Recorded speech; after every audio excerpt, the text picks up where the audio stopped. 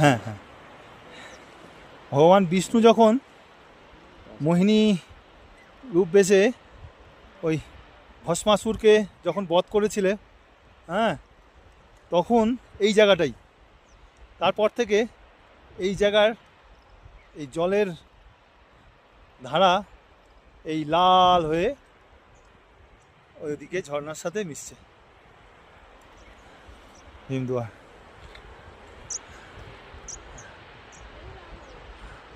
এটা বলছে নয়ন সরোবরের ঝর্ণা।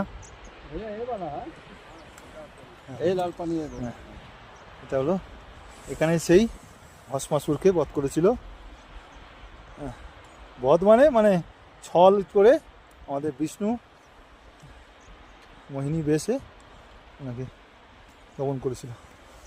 আর মহাদেব আবার টুকিটাকি কিছু দেখাবো, দেখতে থাকো।